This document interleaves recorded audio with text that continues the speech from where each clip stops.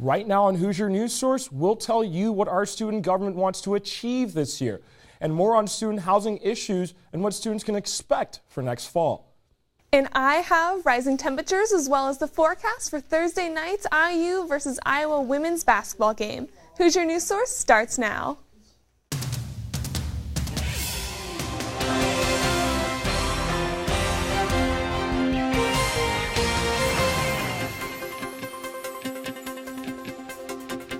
Hello and welcome to Hoosier News Source. I'm Larmy Sanyon. To start this week's show, our Caroline Clare joins us in studio with a look at the weather. Caroline? Thanks, Larmy. We have a high pressure system in our area, which is bringing warmer weather, and it's blocking the southern showers from coming up into our area.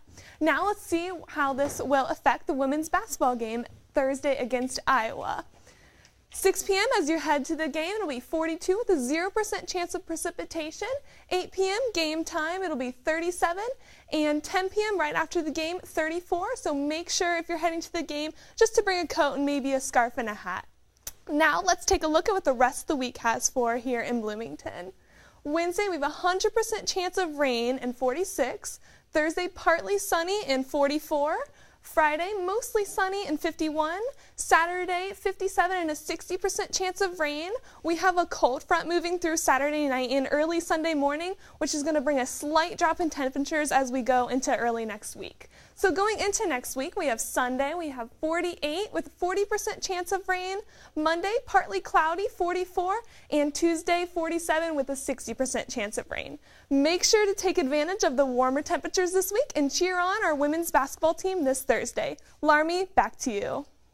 IU students' government finalized their agenda. Our own Lexi Vanetti joins us with more. Lexi? That's right, Larmy. Common controversies across campus and across the nation sparked not only conversation, but also action for the IU student government as they finalized their agenda. And two prevalent issues have impacted students tremendously, so IUSG has stepped in. The IU student government finalized their agenda this year, focusing on sexual assault and transportation. The student government uses feedback from students and works to make campus safer for all due to its increasing danger. Poignant student issues that are taking place right now. So we've heard through students, which more students on sexual misconduct than perhaps transportation, but all of these issues we've heard from at least one student that, hey, this matters to me. I think that this might make student life easier. So that right there explains why they're important issues for us as the student government. IU student government addressed multiple issues involving transportation. According to Vice President of Administration Maggie Hopkins, they finalized these changes and changed Uber pickups to clear up traffic and promote public safety. So now, if you notice, if you order an Uber from, for example, the Kelly School of Business, they're going to say, okay, here are pickup points near you. And the goal is really to reduce that traffic that we see on 10th and Fee. Also, the finalized agenda focuses on changes to sexual assault. But I think sexual assault's a very different it affects everyone in a very different way because it's something that the Department of Education has just rolled out new regulations on. So it's not just like an IU thing, it's not a Big Ten thing, it's an everyone thing. And at the end of the day, the student government made these changes to protect its students and will continue with Hoosier safety in mind. For Hoosiers News Source, I am Lexi Vanetti. These changes are implemented to promote public safety, and IUSG will continue implementing changes for Hoosiers to feel safe here at home. Back to you, Larmy. Thanks, Lexi. On the topic of IUSG, there's a chance for students to vote and change the IU student constitution. You can vote to make the executive ticket only president and vice president and remove sections of the election code, such as Appendix A, which would simplify the election code to one document instead of two. IUSG will send a link for voting to students' IU emails. As students rush to secure housing for the next academic year, many of them who counted on living in the dorms again will not get that option. The mold outbreak and renovations means both Foster and McNutt will close, leaving the university to sign students' RPS housing off campus. We sent our own Michael Skiles to shed some light on the situation. With both Foster and McNutt closing for renovations and mold removal, IU has found itself amongst a perfect storm. The IU housing shortage has caused many to wonder exactly what is in store for those who hope to call this campus home. Incoming freshmen can rest easy knowing they'll have a spot in IU Residence Hall. IU spokesperson Chuck Carney assured us freshmen will be housed on campus next fall. All the freshmen will be housed on campus, so that won't change as we have had in the past. We require freshmen to live on campus, and that's really because we want IU Bloomington students to have that residential experience their first year. Upperclassmen, on the other hand, have been given a rather unique option from the university. Essentially, they'll be living in residential hall style situations just off campus. And those, of course, you may know are Smallwood, Reserve on 3rd, and Morton, Park at Morton. With off-campus students paying the same flat rate as they would in the dorms, IU is left to pay for the students' utilities and other additional rental fees. We've really made an effort to make sure that this was not going to provide an undue financial hit on students. We're actually going to end up losing $500,000 throughout this just for these apartment rentals. Students had this to say when asked if they'd be interested in living off campus through IU. I think so, yeah. for the price and convenience. Like free parking.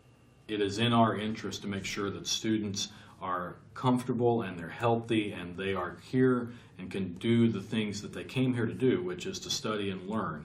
That's the mission of Indiana University. The 3 off-campus apartment complexes will be Smallwood, Reserve on 3rd, and Park on Martin. If you're interested in taking advantage in this opportunity, contact RPS Housing for available space. Coming up, our global report with updates from around the world. Stay with us.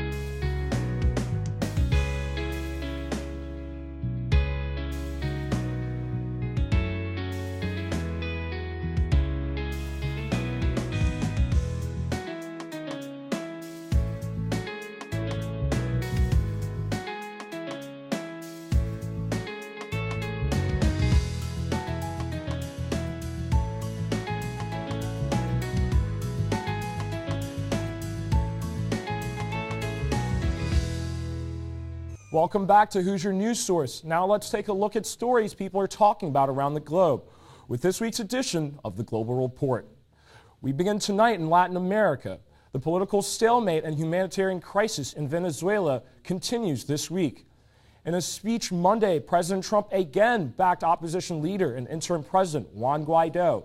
Also on Monday, Guaido asserted in a press conference that the humanitarian aid destined for Venezuelans will enter the country on Saturday, February the 23rd, but he didn't specify on how. This comes after a second wave of U.S. aid arrived Saturday at the Colombian-Venezuelan border, but it's unknown if that aid will reach the Venezuelan people. This is because of a border blockade set up by the president. Foreign leaders like Marco Rubio, who visited the border over the weekend, are growing increasingly impatient. Well, look, the aid is going to get through, and I think ultimately the question is whether it gets through in a way that he's cooperative with or in a way that he's not. But there's no way you're going to stand ultimately in the way of a people whose children are starving to death, whose families are dying in hospitals because of preventable diseases. Rubio was at the Colombian-Venezuelan border over the weekend, assessing the humanitarian situation. He's been one of the most vocal critics of Maduro's government from within the American government. Japanese Prime Minister Shinzo Abe may have nominated President Trump for the Nobel Peace Prize. In the lower house of parliament Monday, Abe declined to comment on Trump's claim last week that he had submitted the nomination to the Nobel Committee.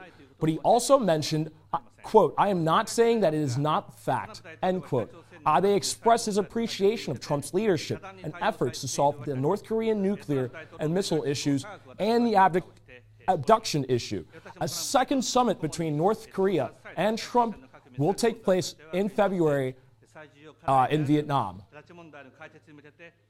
Two sources with knowledge of discussions say the two countries are talking with possibility of exchanging liaison officers. Such a move could begin the establishment of so-called interest sections in each other's countries. Now, an agreement to do just that was actually made back in 1994. The U.S. even went as far to assign a lease for space in North Korea. But North Korea called it off a year later, likely due to escalating tensions between the two countries. Word of a new effort at diplomacy comes as President Trump and North Korean leader Kim Jong-un prepare for their second summit in Vietnam later this month. ISIS now controls an area of Syria measuring just over 100 acres. This is according to U.S.-backed Syrian Democratic Forces, or the SDF. President Trump says ISIL is close to eradication and wants to end U.S. operations there. However, the SDF is asking that he reconsider pulling U.S. troops out. Some may be surprised that Bahus has not yet fallen, but the firing has stopped. The area is within range of our fire. We are moving cautiously because there are thousands of civilians being held as human shields. The international community is struggling to decide what to do with captured ISIS fighters. Trump administration is asking European allies to take the fighters back, seeing as many are European citizens. Finally, tonight, a British teenager who left the UK to join ISIS in 2015 now hopes to return home has given birth.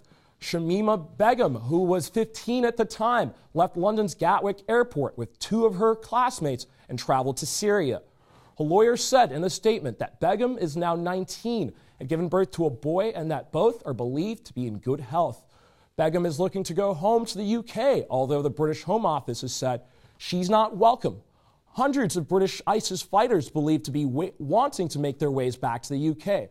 But the British government has not been willing to accept them back in the country. Instead, it's trying to strip them of their British nationality. That's all for this week's Hoosier News Source. For more on campus and local news, visit our website at iustv.com and like us on social media. Like us on Facebook and follow us on Twitter and at IUSTV News. From all of us here, thanks for watching. We'll see you next week. Have a great night.